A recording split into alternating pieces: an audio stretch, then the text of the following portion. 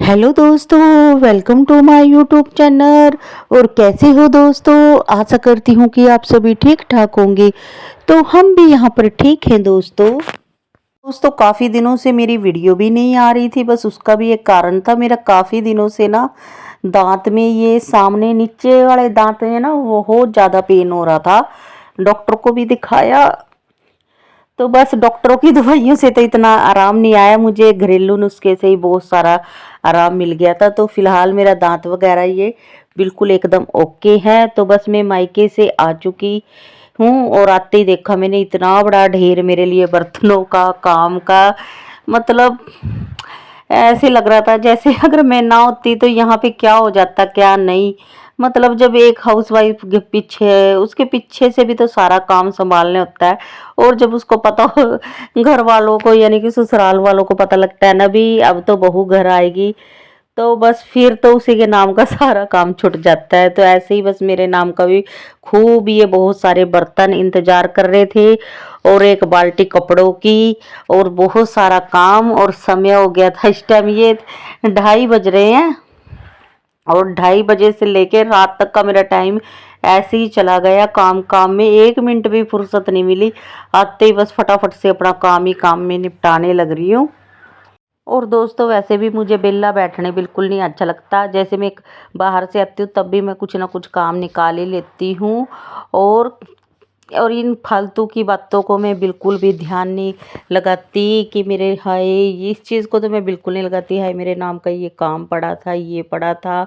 किसी को मेरी परवाह ही नहीं है कि भाई अभी तो मैं मायके से आके खड़ी हुई रहती मेरे लिए इतना काम। क्योंकि छोटी छोटी बातों को क्या दिल पे लगाना। और बस अपनी इन्हीं आदतों की वजह से मैं हमेशा ही टेंशन फ्री यानी कि स्ट्रेस फ्री रहती हूँ, अपनी इन्हीं आदतों की वजह से। और दोस्तों अगर आप कभी भी अकेले बैठे हो ना ज़िंदगी में, तो आप आना खुद से एक सवाल ज़रूर करना कि अगर आप कल को इस दुनिया में नहीं रहोगे तो क्या फ़र्क पड़ेगा दुनिया को।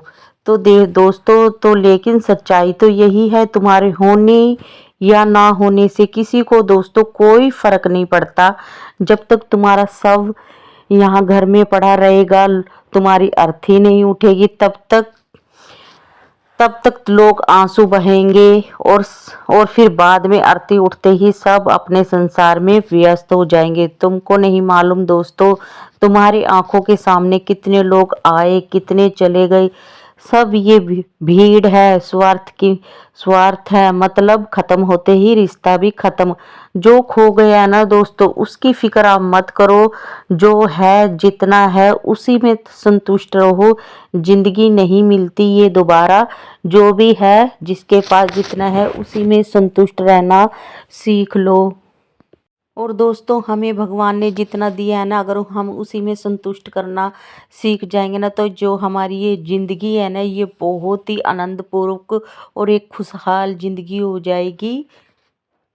और ये दोस्तों मेरी वीडियो उन लोगों के लिए है, मतलब उन प्यारी बहनों के लिए है जो ज़्यादातर अपने सास ससुर से तंग होके डिप्रेशन का शिकार रहती हैं। तो मेरी प्यारी बहनों, इनका किसी की भी मतलब बातों का बुरा मत मानना करो। जो तुम्हें अच्छा लगता है, जो ईश्वर की नज़र में, भगवान हमारे परमात्मा, हमारे अल्लाह, हमारे वाहिगुरु, उनकी नज़रों में जो सही है ना वो आप करो।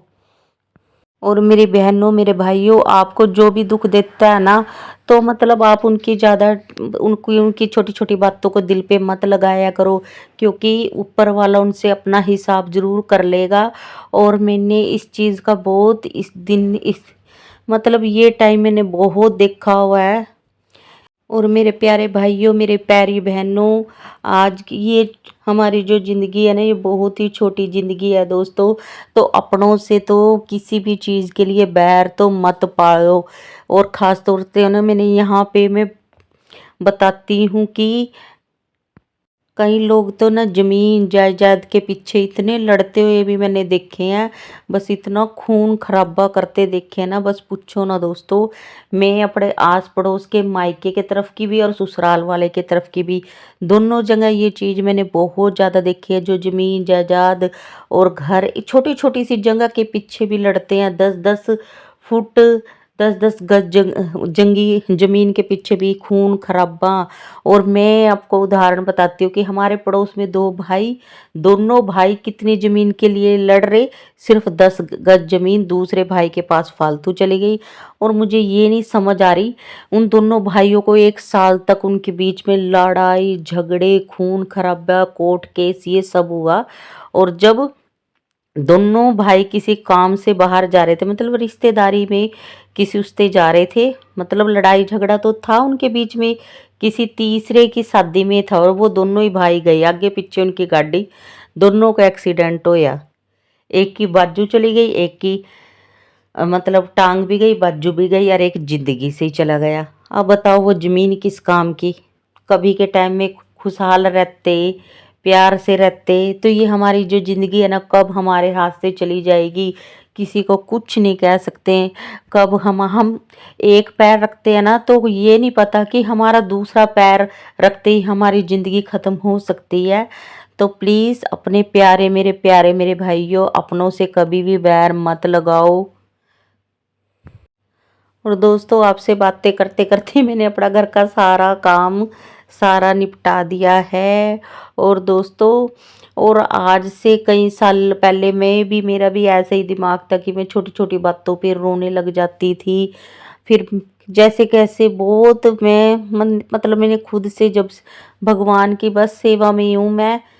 और उन्हीं की शायद उन्हीं की कृपा है कि अब मुझे इतना स्ट्रोंग बना दिया ना, कि अब मैं किसी की बात को कोई दिल से नहीं लगाता। कोई मुझे कुछ बोल के भी चल रहा है ना, तो समझ लेते हो वो अपनी जुबान गंदी कर रहा है।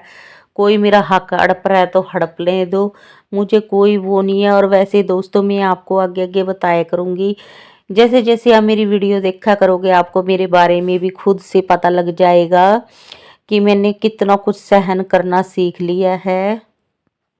तो दोस्तों, सारा मैंने बर्तन मांजे, झाड़ू लगाई, पोछा लगाई, बस अब कपड़े भी मैंने धुल दिए थे। और बस अब छोटे दिन भी होने लग गए, तो इसीलिए बिना रुके बिना थके फटाफट से अपने मैंने सारे काम निपटा दिए। 1 मिनट भी नहीं बैठी, यहाँ तक कि आगे मैंने चाय भी नहीं पी। बस फटाफट से अपने कामों में लग गई, क्योंकि फिर शाम का रोटी पानी भी देखना है। और ये इतना सारा काम भी मेरा इंतज़ार कर रहा था। तो सारे कपड़े वगैरह मैंने धुल दिए, सब मैंने काम सारा फिनिश कर दिया शाम का। और बस थोड़ी थोड़ी सी वीडियो आपके साथ शेयर कर रही हूँ, क्योंकि अभी यूट्यूब पे नई हूँ दोस्तों। तो जैसे जैसे मतलब पुराना व्लॉग, पुराना मेरे चैनल पुराना होता रहेगा, लोग देखना पसंद करेंगे, तो वैसे वैसे ही लॉन्ग वीडियो आपके साथ शेयर करा करूँगी। और बस ये कपड़े भी कुछ देखा परले रूम में इतने इकट्ठे हो रहे थे, हस्बैंड ने अपने कपड़े तो धुल लिए थे पर पीछे से धुले होंगे, और ऐसे ढेर मार रखा था, तो बस उनके तय करके अलमारी में रख दिए। और अभी ये बाहर कोई ये बस चीनी मिट्टी के ये बर्तन से बेचने आ रहा था, तो बस यहाँ से भी मैंने कुछ दीपांशी को खिलौने दिलाए थे। तो बस दोस्तों, आज के व्लॉग की मैं यहीं पे करती हूँ समाप्ति। नेक्स्ट व्लॉग में मिलूँगी। बाय बाय दोस्तों।